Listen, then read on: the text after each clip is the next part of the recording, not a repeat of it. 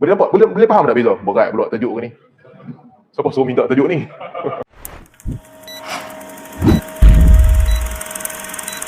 Baik. Daripada falsafah ini masuk ke dalam pemikiran umat Islam. Umat Islam berpecah kepada beberapa kelompok.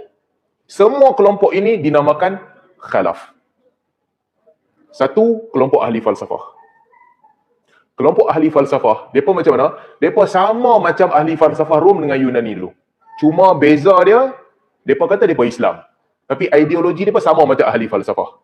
So, pada mereka, ni satu kelompok ni, pada mereka, Al-Quran ni bukan sumber hukum. Hadis bukan sumber hukum. Baca sekadar nak kontrol kita punya behavior sahaja. Tapi nak tahu hakikat sebenar, kena guna tamrin al-aql, kena guna latihan otak macam ahli falsafah tadi. Jadi apa kesimpulan depa buat ahli falsafah ni? Pada depa Tuhan tu ada, tapi Tuhan sebagaimana yang digambarkan oleh ahli falsafah tadi. Tuhan tu tak ada sifat, Tuhan tu tak ada pengetahuan, Tuhan tu tak ada apa-apa pun. Tak boleh ada apa-apa pun. Sebab the moment Tuhan tu buat sesuatu ataupun Tuhan tu ada sifat, artinya Tuhan tu sama macam makhluk. Ahli falsafah punya extent ni, dia kata Tuhan tak boleh tahu apa-apa pun. Kalau dia tahu, ilmu dia bertambah, artinya dia sama macam makhluk. Ada benda baru berlaku dekat dia. Dan ahli falsafah sebahagian dia kata, hari kebangkitan ni tak ada. Logik akal bagi tahu dekat kita, bila badan kita semua hancur binasa, akan lebut, habis kan? Lepas tu cycle lain pula akan main, makhluk lain pula main. Tak ada dah kebangkitan semula. Ini satu mazhab ahli falsafah. Dia kata dia berislam. Tetapi pada mereka, yang dipegang adalah sebagaimana dipegang oleh ahli falsafah dulu. Nama yang Islam. So, sebahagian mereka tak semayang, mereka tak bayar zakat, mereka tak buat apa pun. Bila orang tanya dia, siapa tak buat apa? Dia kata, yang ni sekadar kebijaksanaan Nabi SAW untuk nak kawal kamu punya tingkah laku. Semayang tu latihan nak bagi kamu bersabar. Puasa ni nak kawal masyarakat supaya ada orang kaya bagi kat orang miskin. Tapi aku dah tahu dah cara sabar, aku tak payah semayang lah. Ini ahli falsafah punya kepala. Satu mazhab. Satu. Mazhab yang kedua pula, Mu'tazilah. Mu'tazilah pula, apa yang mereka pegang? Mu'tazilah berpegang sama sebagaimana ahli falsafah dalam banyak bab. Cuma Mu'tazilah, sebagian mereka dia berkata Allah ada ilmu. Allah ada ilmu. Tidak, sebab ada ilmu tu tak bercanggah dengan akal. Pada Mu'tazilah, Allah boleh ada ilmu.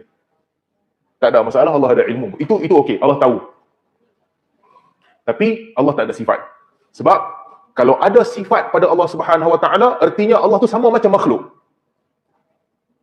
Allah tak boleh ada kudrah, tak boleh ada iradah, tak boleh sifat mendengar, tak boleh ada sifat melihat dan sebagainya. Itu Mu'tazilah. Datang pula selepas itu kelompok Asy'ariyah dan Maturidiyah. Ini kelompok Ahli Sunnah wal Jamaah. Baik.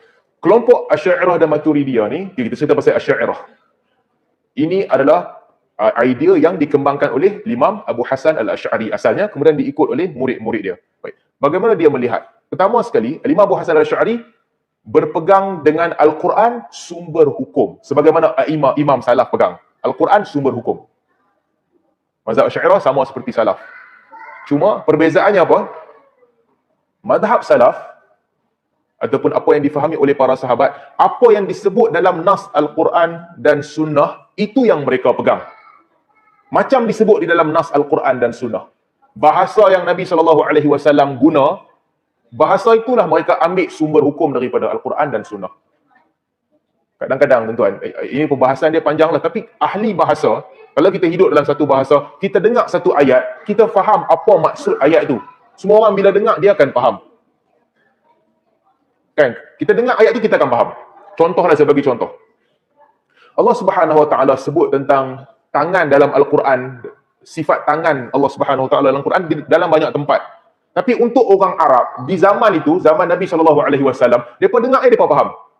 Wa qalatil yahud yadullahi maghlulah bal yadahu mabsutatan yunfiqu kaifa yasha. Orang Yahudi berkata bahawa tangan Allah terbelenggu, sedangkan tangan Allah terbentang, Allah bagi rezeki kepada siapa yang Allah kehendaki. Dengar aja ayat ni, orang tahu. Ayat ni cerita pasal apa? Yahudi kata Allah Ta'ala kedekut. Tapi Allah tak kedekut. Allah bagi kepada siapa yang Allah nak. Jadi yang dicerita pasal tangan terikat, tangan terbentang ni bukan nak cerita pasal tangan, tapi nak cerita tentang apa kata Allah kedekut tapi Allah tak kedekut. Orang yang dengar dia tahu. Orang Arab tahu. Yadullah fawqa aydihim. Tangan Allah di atas tangan mereka. Bila orang Arab dengar dia tahu. Ayat ni cerita pasal apa? Allah berkuasa di atas mereka. Bila Allah kata kepada Musa dan Harun, inni ma'akuma, aku bersama dengan kamu dua orang. Artinya apa? Aku sentiasa memerhatikan kamu, aku sentiasa ambil tahu apa yang kamu buat. Di bawah pemerhatian dan penjagaanku. Orang Arab tahu.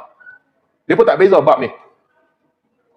Ya Iblis, ma mana'uka an tasjuda lima khayadai. Tu bi Iblis. Hilang kamu daripada sujud kepada Adam yang aku cipta dengan tangan aku sendiri. Dia pun tahu. Ini cerita pasal keistimewaan Adam berbanding dengan Iblis. Allah cipta Adam dengan tangan Allah. So orang Arab di zaman Nabi SAW, bila mereka mendengar ayat Al-Quran ya, directly dia pun boleh faham apa maksud ayat tu. Baik. Pergi kepada mazhab Asy'ariyah dan Maturidiyah. Apa yang berlaku? Para imam Asy'ariyah dan Maturidiyah, pertama, mereka membantah Mu'tazilah yang menafikan sifat Allah. Apa kata apa? Dia kata sifat Allah ada. Dan bila isbat sifat Allah, tidak bererti samakan Allah dengan makhluk. Kan ada sifat 20 kan, sama', basar, kalam. Ini tiga yang penting lah, sama', basar, kalam. Asy'ariyah kata bila kita isbat tiga ini, bukan bererti kita kata Tuhan sama macam makhluk.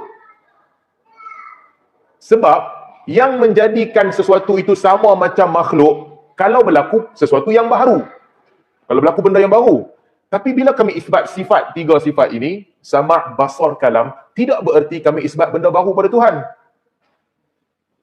Satu. Asy'ariyah kata, okey, boleh isbat tiga sifat ini. Sama macam salaf. Sama macam imam-imam salaf dahulu. Sama', basar, kalam. Allah ada sifat. Habis itu beza dia apa? Bezanya adalah, para imam salaf, bila dia berkata ini tiga sifat, ia bukan sekadar sifat yang kita tak faham apa maksud dia. Tapi tiga sifat ini adalah sifat yang Allah Subhanahu Wa Taala buat. Macam ayat Quran sebut. Allah berbicara dengan Nabi SAW. Allah cakap dengan Nabi, dan kita semua ni, kita akan berbicara dengan Allah di akhirat kelak. Bila masuk syurga. Perempuan yang datang mengadu dekat Nabi SAW, Allah kata Allah dengar perkataan perempuan tu. Allah lihat dan Allah dengar, bukan sekadar sifat sahaja. Tapi Allah buat perbuatan tu betul-betul. Allah berbicara dengan Musa. Keistimewaan Musa. Bila Allah panggil Musa ke Tur Sina, Gunung Sina, Allah berbicara dengan Musa. Tapi Asy'ariyah kata Allah tak buat. Buat tak? Sifat tu ada, tapi bukan perbuatan. Bukan perbuatan. Jadi maksudnya apa? Maksudnya Allah ada sifat maha mendengar.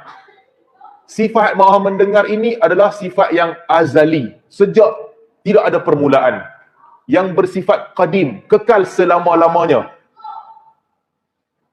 Kekal selama-lamanya sifat itu. Macam mana nak dengar kalau belum ada suara lagi? Ataupun kalau suara tu datang kemudian, mestilah dengar pun kemudian. Asy'ariyah kata, dengar tu dulu dah. Sejak azali. Cuma, dia punya ta'alluq tanjizi. Apa yang didengar itu berlaku kemudian.